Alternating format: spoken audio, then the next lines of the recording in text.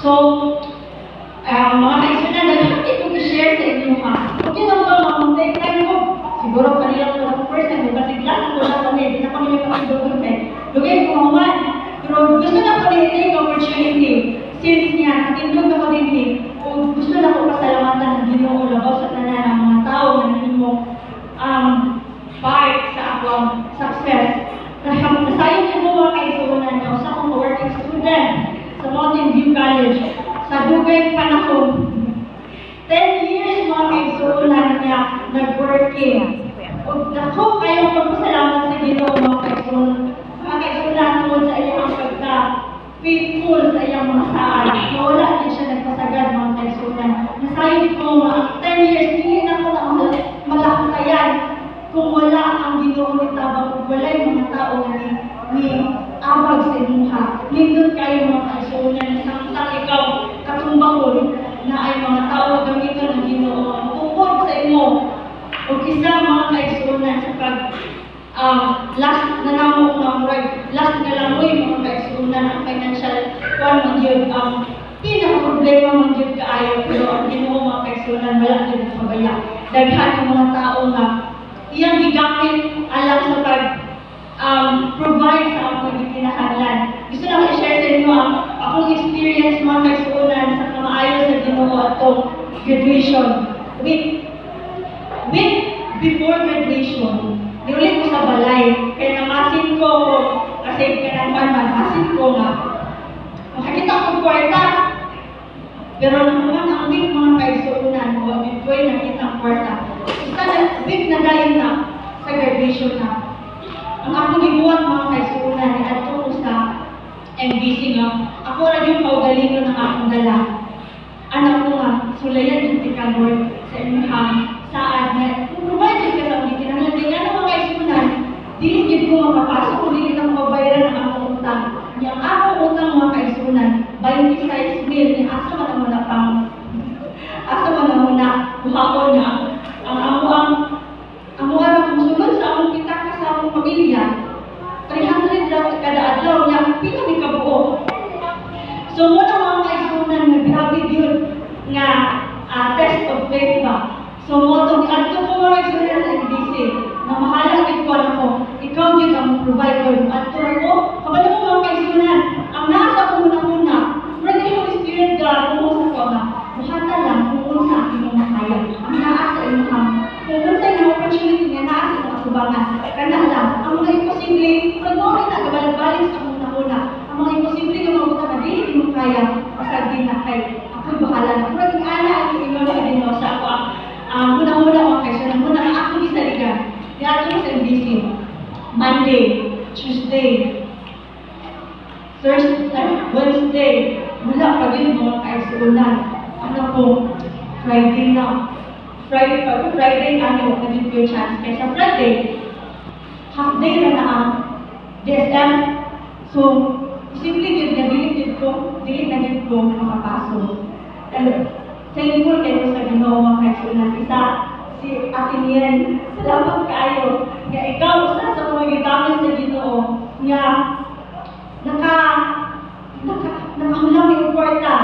So, na ako yung kwarta nga nagamit para sa pangbayad sa uban ng mga na bayuno sa kanang mga gasigulo lang dito, wala pa nilabot ang vision. 26,000 mga kaisunan. Kabalo mo kasi na itabo. Anong pagka-Thursday sa hapon, mga alas 3 sa hapon, mula na akong gawin nagpaglaog, anak ko sa Ginoo nga, Lord, 11 hour na lang din akong paglaog. Alas 3 sa hapon, idool ko sa kanang, isa na siya, financial, alimot po. Basta, kuha siya dito, assistant siya dito. Hindi naman anak ko kung sa'y mabuhat ani ang utangan nga kung pakaayo, ano siya mag-try ka dito sa unit pass. Kaya na ay, kaya student loan bitaw. Makaloan ka dito of 15,000. So, mo to diha ko dito mga kaisunan niya, kinahanglan mo siya o i-process, kailangan mo mo o kana abogado mo pirma.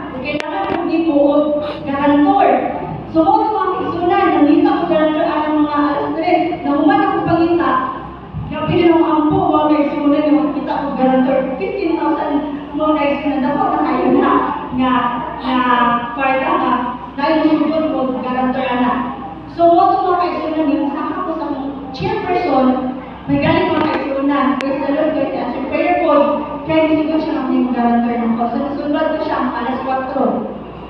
So, kinahanglan ako bumaba. So, balik siya, dili na ako mag-process itong papers, anang adlaw. So, akong gikuan, na Friday nilang sa buntag. I-process din na ako ni siya, ako permahan.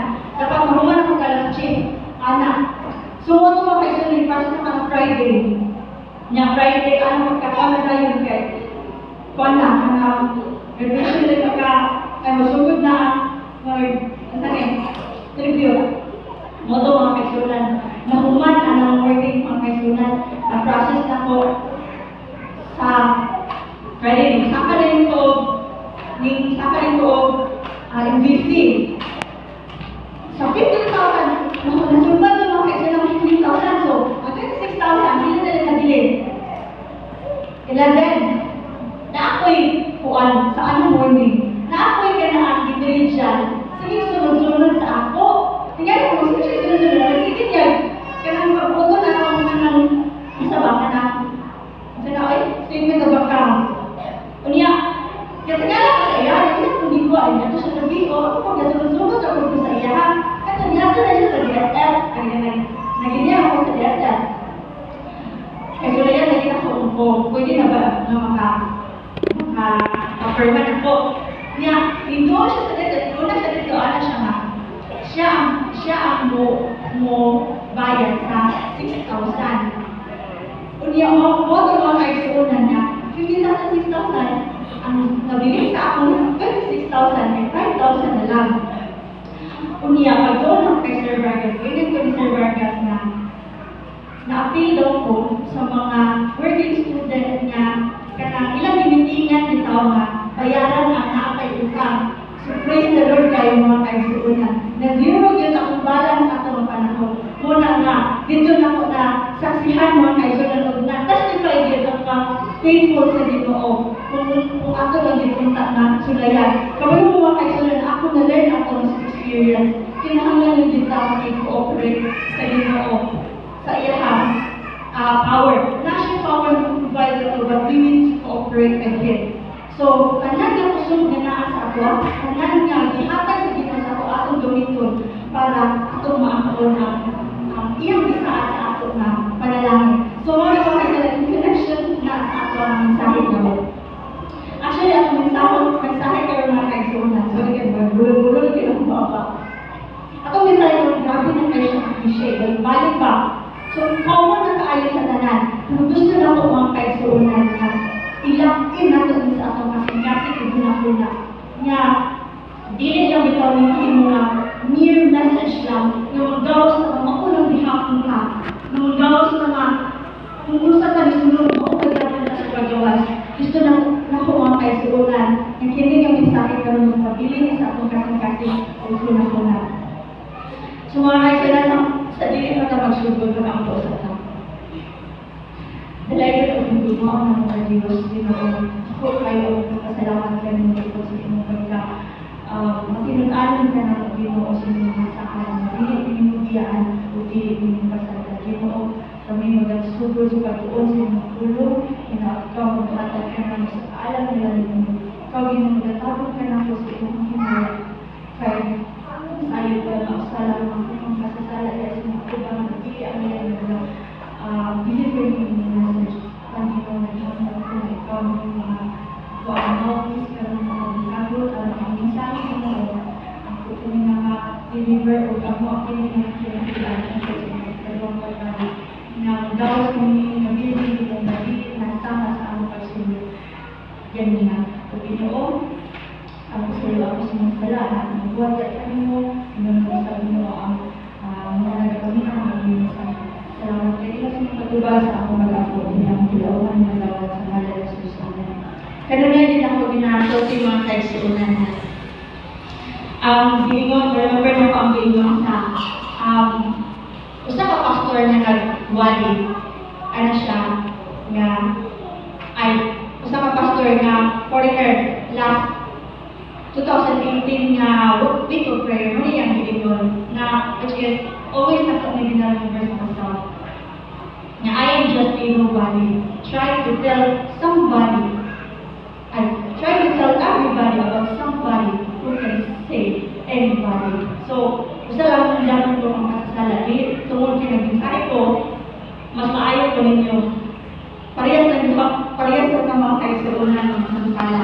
Sa ang mag-saysay at yung ensayo ng kaisuunan, hinaot nga, dili ako yung makita kung dili ang Ginoo mamoy na hatag niyo ng mensahe. So, ang akong focus sa itong mensahe ng mga kaisuunan, kung gusto nga, inyong kawiran yung mga Bible, kay dili ko kanang maayo o kanang tailored outline ka ayaw ng message mga kaisuunan. Ang gusto nga, gasunod mo, why gabasa ka sa kanaang pulo. Aron nga, kung sa'yo ako na-discover na truth, mo po dating ka ma-discover. So, natay murag English, kamo na lang bahalo. Kamo na lang bahalo. Translate sa'yo ha. So, ang atong text mga kaisunan nakita sa Matthew 6, magsugod ta o basa sa verse 19 hangtod sa 34. So, ako ni siya ang itay-tulan o treasure, vision, trust, our roadmap. So, mga kaisunan, kung ako basahon ang verse 19, ingon siya dito. Una na ito na discuss ko kanang ato ang i-discuss karon is ang treasure. Makita din sa Matthew 6, kanina ko, na magbasa tanan sa ato ang mga Bible. Ito din, ayaw ka mong pag-igong kung mga bahan di alam kaninyo din sa yuta. Diin ang kampo kung ang kaya nagapot ko, kung diin ang mga kawatan nagapanakasaka o nagapangawat, hinuha, pag-igong ka mong mga bahan di alam kaninyo dito sa langit. Diin walay kampo na kaya na magapot ko, kung diin walay mga kawatan nga nagapakasaka o nagapangawat, kay hain gani ang imong bahandi, ato usab dito ang imong kasing-kasing. Kung naa sa Titanic mga kaisunan, unsa man ang kanang immediate Titanic niya, nana sa tawag na, emergency.